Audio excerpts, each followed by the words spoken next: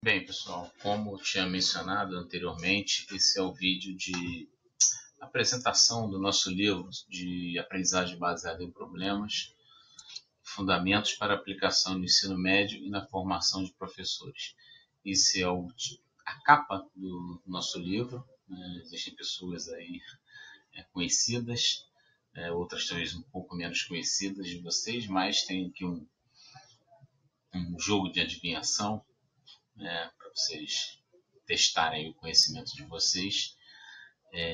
Estão numa mesa, que é uma característica típica da BP, trabalho colaborativo, solidário para discussão de problemas que são previamente elaborados, cuidadosamente elaborados para a aprendizagem de um grupo de alunos com objetivos bem específicos, pré-determinados de aprendizagem. O que não quer dizer que outros conhecimentos não possam ser incorporados no processo da resolução do problema apresentado. Então, além de mim, eu sou o Renato, um dos organizadores do livro, o professor Moacélio, infelizmente em memória, né? Esse livro, é bom ressaltar, existe graças a um papel preponderante do professor Moacélio, foi um dos organizadores, idealizador inicial desse livro, de um livro voltado para a formação de professores em língua portuguesa, já que existe uma carência de livros para formação de professores sobre a BP no Brasil, e a professora Neila Guimarães Alves, que também organizou, participou ativamente na elaboração desse livro, além dos outros autores colaboradores dessa obra. O livro teve a contribuição, participação do CNPq, o apoio do CNPq, da FAPERJ aqui do Rio de Janeiro, e foi desenvolvido em grande parte por alunos em suas dissertações e teses de doutorado no programa de pós-graduação estrito sensu, ensino em biociências e saúde do Instituto Oswaldo Cruz, na Fundação Oswaldo Cruz. E o programa Inova Fiocruz também teve uma participação na produção final dessa obra. Bom, o livro ele é organizado em 6 capítulos e eu vou, a partir de agora, sucintamente explicar o que tem em cada um desses capítulos. A ideia não é destrinchar cada capítulo, nem agora e nem quando eu fizer ou for apresentado, porque nem sempre serei eu a fazer a apresentação de todos os capítulos. Alguns capítulos serão apresentados por outros autores de cada capítulo, destrinchar cada capítulo, porque a ideia é que vocês leiam o livro, porque a apreensão do conhecimento é muito maior quando vocês têm a leitura do livro e vocês vão poder ler, reler, detalhar melhor. Então a ideia desses vídeos é dar uma visão geral de cada capítulo, para que vocês tenham uma ideia da organização do livro que contém em cada um desses capítulos. O capítulo 1, ele é um capítulo de tradução de uma obra em inglês, em que o autor, o Neil Glasgow, né, desse livro intitulado New Curriculum for New Times, ele traz uma apresentação de formas de organização curricular que ainda hoje se faz presente nos diferentes ambientes educacionais, nas diferentes instituições educacionais. Então, para cada modelo desse, ele traz vantagens e desvantagens. Então, desde o modelo mais tradicional até o modelo pautado na aprendizagem baseada em problemas. Então, de uma maneira geral, o objetivo do capítulo é resumir e definir esses modelos educacionais. Então, o autor, o Glasgow, ele traz 4 tipos básicos gerais de organização curricular. O currículo centrado no professor e baseado em assuntos ou nas disciplinas. Vamos pensar aqui no modelo bem tradicional, que o professor escolha a forma como ele vai trabalhar, a sequência didática dele, as provas, de acordo com cada disciplina da nossa estrutura curricular. No ensino médio, as 12 disciplinas que compõem o currículo, cada disciplina tem o seu professor, ele organiza como é que vai trabalhar os seus assuntos, a sua disciplina e acabou. Até chegar na disciplina centrada no aprendiz e baseada em problemas, numa perspectiva maior de integração curricular. Então, a gente tem centrado no professor e baseado em assuntos, centrado no aprendiz e baseado em assuntos, centrado no professor e baseado em problemas, e centrado no aprendiz e baseado em problemas, em que o modelo de aprendizagem ele acontece a partir de uma estratégia fundamentada na ABP. E aqui nós temos aqui duas imagens em que uma é relacionada ao modelo mais tradicional, o professor dando a sua aula, e aqui um modelo em que os alunos estão trabalhando com a supervisão de um professor orientador, que seria na língua inglesa o tutor, né, da ABP. Então, são modelos bem diferentes e cada um com a sua característica. E o livro ele vai, ao longo do seu desenvolvimento, um detalhamento de cada modelo desse. Basicamente, a ABP. O modelo tradicional é muito mais conhecido por todos nós. Bom, o segundo capítulo ele traz uma organização de fundamentos das características gerais da ABP. Então, traz conceitos importantes sobre o que é a situação-problema, do contexto interdisciplinar que esses problemas apresentam, qual o potencial de integração curricular da ABP, como é que se estrutura a situação-problema, já que o problema ele é o pontapé inicial da ABP, o tutor como professor orientador, o aprendiz, qual a função do aprendiz no processo de ensino-aprendizagem, a situação-problema como unidade básica da ABP, você já não pensa a aula como um tempo de aula, e sim a resolução de um problema. O estudante, qual é o papel do estudante na ABP? Ele tem momentos de estudos individuais, tem momentos que ele trabalha em grupo. Então, qual é a função do aluno, a função do professor é detalhada nesse capítulo. A capacidade que a ABP tem para fazer com que os alunos aprendam a aprender, desenvolvimento de outras competências e habilidades, além da aprendizagem só de conceitos. A ideia do aluno aprender de maneira colaborativa, compartilhar informações, e a ABP no contexto do ensino médio, visto que a ABP é uma estratégia que surgiu no ensino superior. Então, isso demanda adaptações, adequações importantes de serem consideradas nesse modelo. O capítulo 3, ele apresenta a ideia da construção de problema, né, na ABP, e, na verdade, a gente seguiu para a elaboração desse capítulo um modelo chamado de 3C e 3R, em que pesquisa, reflexão e raciocínio um problema que traga a possibilidade de conexão com outras áreas do problema e seus conteúdos que precisam ser abordados com outras áreas do conhecimento.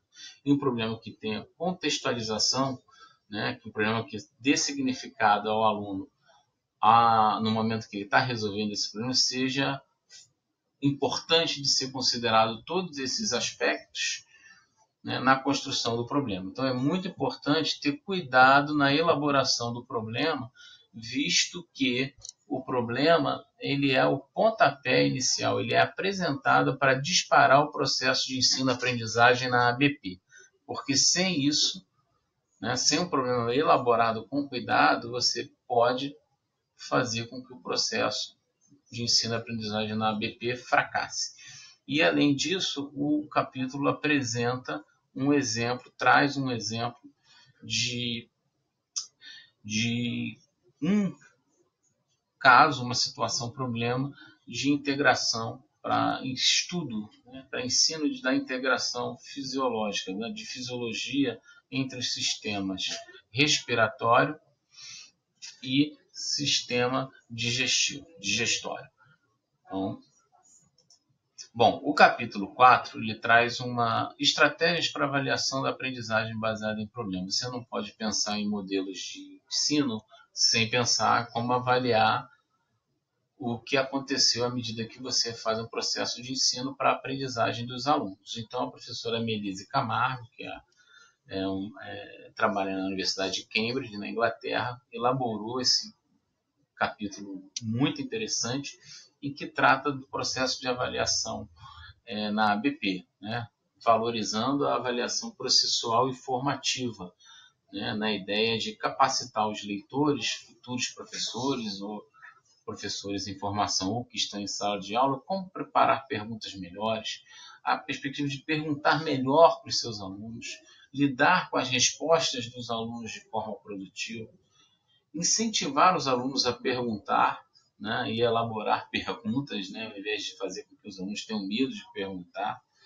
E também outras questões importantes, tais como fazer com que o aluno entenda o que vai ser cobrado deles, né, o que se espera deles no processo avaliativo.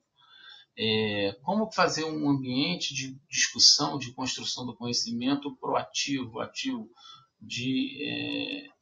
em que o aluno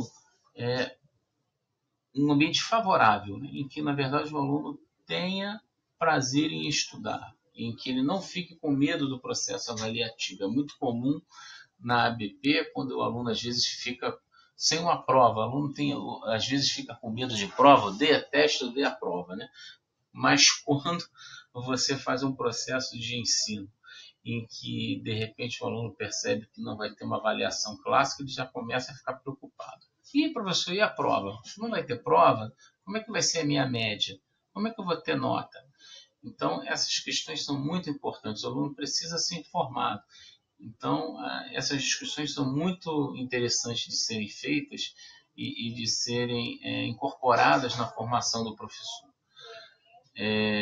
Reconhecer a ideia da autoavaliação, da avaliação entre pares, também é abordada nesse capítulo. Então, em seu conjunto, muitos aspectos importantes de estratégias de avaliação na ABP são contempladas nesse capítulo. O capítulo 5 é um capítulo de exemplificação.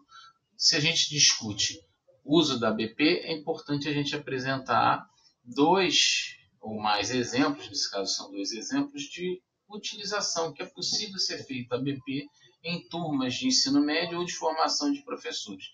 Então, a gente utiliza um exemplo sobre intoxicação de defensivos agrícolas com produtores rurais na formação de alunos do ensino médio, né? Aprendizagem baseada em problemas no ensino de química toxicológica é um exemplo prático de que é possível fazer isso com alunos de ensino médio, alunos de 15, 14, 16 anos. E acidez de refrigerantes para quê? É um outro exemplo, agora com professores que estavam em sala de aula, mas que estavam em formação num curso de pós-graduação lato sensu. Então, são exemplos práticos que mostram ao leitor a viabilidade de se aplicar a ABP em sala de aula, seja para alunos de ensino médio ou para alunos que são professores em formação. Isso pode levar à reflexão de que são professores na formação inicial, curso de licenciaturas ou até em nível de pós-graduação, lato sensu ou stricto sensu, mestrado, doutorado, por exemplo. Bom, e o último capítulo a gente não teria como fazer com todos, mas a gente escolheu alguns educadores, psicólogos, filósofos importantes e fizemos uma correlação de ideias, fundamentos da ABP com ideias centrais que esses educadores trouxeram nas suas obras. Então, como aproximar fundamentos da ABP com o que esses educadores têm nas suas obras, melhor dizendo. Então, John Dewey, o Jerome Bruner, o Paulo Freire, o Vygotsky, o Jean Piaget, o Carl Rogers, o David Ausubel e o Joseph Novak, né, são alguns desses pensadores cujas suas obras foram discutidas nesse capítulo, de modo a aproximar fundamentos da ABP com essas ideias, de modo que a gente tivesse uma aproximação de aspectos pedagógicos com a utilização da ABP. Porque a ABP, quando foi criada, eu costumo brincar assim, ninguém foi estudar pedagogia, ou filosofia da educação, ou psicologia da educação, agora vamos criar um modelo de ensino ou de organização curricular que contemple as ideias do Dewey, ou do Bruner, ou do Paulo Freire, ou do Piaget. Não. Queriam resolver uma questão muito prática e aí depois é que se parou para resolver essa aproximação. Isso aqui tem a ver com fundamentos da ABP, o que esse cara estava pensando. Então, essa é o objetivo, foi a ideia desse capítulo 6. Eu espero que esse livro seja muito útil para vocês. Vocês peguem, leiam esse livro e divulguem, e que ele seja muito útil para a formação de vocês e para que vocês utilizem esse material como apoio para aplicar, testar o uso da ABP em sala de aula. Eu acho que com bom planejamento, com boa utilização dos fundamentos que estão apresentados nesse livro, eu acho que bons resultados poderão ser obtidos na formação não só dos alunos da educação básica, como também na formação de professores no nosso país, para melhorar a educação pública no nosso querido Brasil. Um abraço e até os próximos encontros, os próximos vídeos. Um abraço e até lá.